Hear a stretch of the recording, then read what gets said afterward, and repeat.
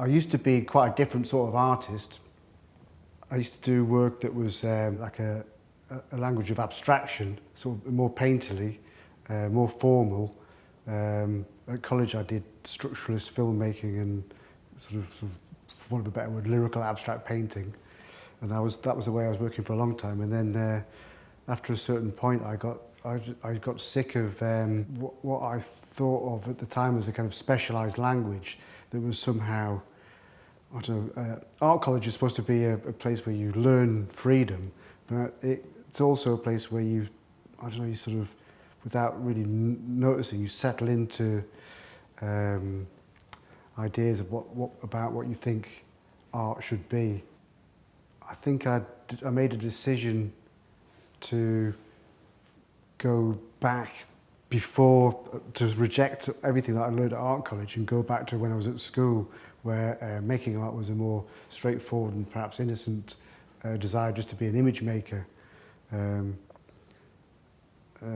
So I gave up all of the kind of devices that I'd been using before and started doing drawings. And at the time, there wasn't many artists working just in drawing. I think James Pyman was doing stuff. He was doing like crossover between his cartoon work and drawings. He was working just in drawing. Russell Crotty, we were showing Russell Crotty and Raymond Pettibon. Jim Shaw, they were showing Jim Shaw. So there's a little bit, but I mean, it's not that just to draw, that's not such a new thing. Mm-hmm.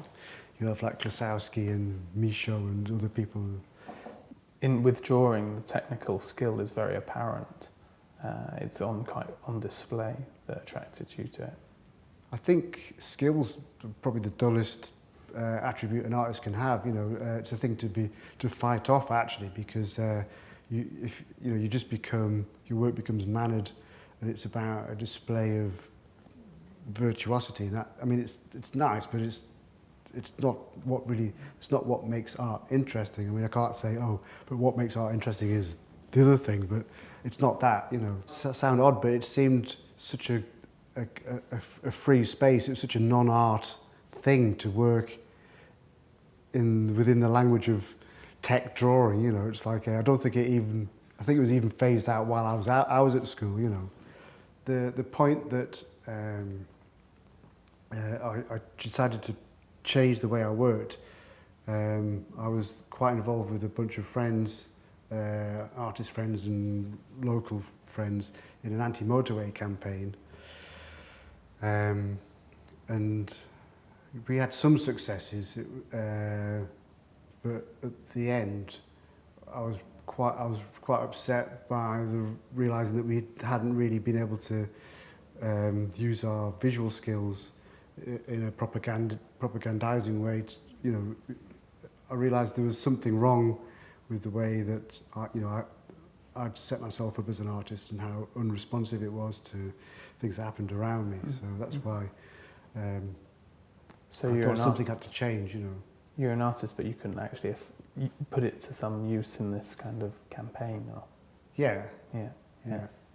And were you involved in kind of quite a lot of like kind of collectivized and political activity then? Or, I mean, is that where city racing came from, or is that something separate? Or? Well, city racing, it could easily be defined as being collective. You could use those words, but it was just a bunch of friends who had, you know, the space that we used for the gallery was where John Burgess and Keith Coventry lived and worked at the time. It was in the Oval. We didn't mean to start a gallery that ran for 10 years. We just tried to organise a couple of group shows. We organised the group shows because at that time, this was in 1989, there was nowhere to show really. There was open studios or a big gap that was like the few commercial galleries, like maybe Maureen Paley, Carsten Schubert, Anthony Reynolds. They weren't really looking at younger artists, maybe mid-20s to 30. And also at that time, the institutions weren't really, they weren't showing younger artists either. I mean, the ICA in around 92 was quite good because Ivona Blaswick, Ingrid Svensson and Emma Dexter were there, and they had a brilliant program. They brought some great American artists over, so it was good to see like Katie Noland, I think Laurie Parsons was in it, and it was really, really good, excellent programming at that time. It was a squat, and so we didn't need any money. It was from the gallery. It was me, Peter Owen, and Matt Hale, who spent as much time running the gallery, trying to do art and stopping houses being demolished in Leytonstone. So why? Tell me about the houses in Leytonstone. I think it was the first term of Thatcher, and it was so, you know, she was a popular capitalist. Her popular thrust was that everyone should own their own home.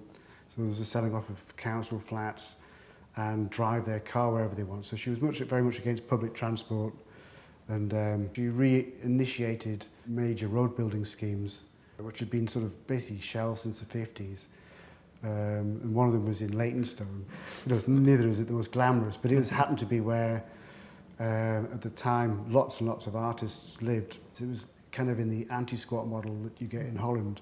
So they were obliged to hand the buildings back as soon as the development was reinitiated.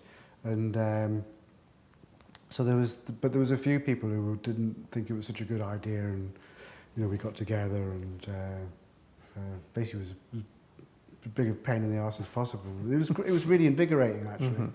It was good, and we lost the fight to stop the motorway being built there, but we did have some success in that government policy was forced to consider environmental impact, whereas before it was only economic impact. So it happened more or less at the same time. So Newbury Bypass was happening at the same time. They lost theirs before we did. But so the protesters from Newbury came to Leytonstone. So they were called the Dongas tribe. And so they set up camps. They were much more flamboyant. And it was, you know, I mean, we'd been campaigning and struggling for maybe about 2 or 3 years at that point. And the difference was that we did try to work with the community. So we tried to sort of we were trying to persuade, you know, possibly foolishly, that those people who weren't immediately affected by the motorway would eventually be affected by, you know, the loss in the environmental whatevers. Whereas they were just more direct and more interesting to the media, basically. So they attracted press, which, you know, you learn that actually this is probably more useful. Does this kind of interest on how space is used and how kind of the political element of space, has that any bearing into the work? And you know, you're building a town here that you're planning. Me, Pete, Keith, John, Matt, we'd all been squatting. So you have a very, very fluid idea of what a home is, or even a building, because often the places that you access are ones that are just about to be knocked down. So you don't have a sense of permanence, it's impermanence. Is that all wrapped up in the work, and was it a kind of conscious decision, or was it just came, it's just from you? The situations that I've found myself in the, what you call the real world, are obviously this kind of mirrored in the world that I invent, the unreal world. I follow the drawings. I have this, the drawing that I'm working on here, it's called, it's the prison, it's called Prison Knob. But I knew that this would be a drawing that I would make because it was on a list that I made 15 or 16 years ago. I didn't think it would take this long to get to do it. And I didn't think it would look like this. You know, I had to wait for the right time where I had kind of like a visual structure that would make some sense of what a prison is. A prison's it's such a harsh reality for a society to have. It's a non-place where you've had everything. You've had your self taken away from you, and you know, depending on the amount of time that's society decides you should be punished for. You're kind of a non-person for this period. In Israel-Palestine, you find that there's two sorts of prison. There's the physical one that the Israelis are trying to build around Palestine. It's by walling in the Palestinians. But there's another prison, which is the prison of fear, that the Israelis are building for themselves. So it's the prison as a building, but also as a kind of mentality. It's in this drawing. I'd seen driving down the M11 on a night. It was raining. I saw the long stay car park at Stansted Airport, and it was just amazingly beautiful. But it was it looked like a kind of place where there was no edges. It was like a desert, but with light pours, like conical light pours. But it seemed like a kind of place where you somehow hold yourself captive. I thought, oh, maybe this is the space, and the prison is an open space. But and then I don't know. Then different things start folding into it, and it's become more about time travel. I think, but it became a place where, because I associate it with Stansted Airport, it's like you've gone away for a 2-week holiday, but you've somehow come back 2,000 years later.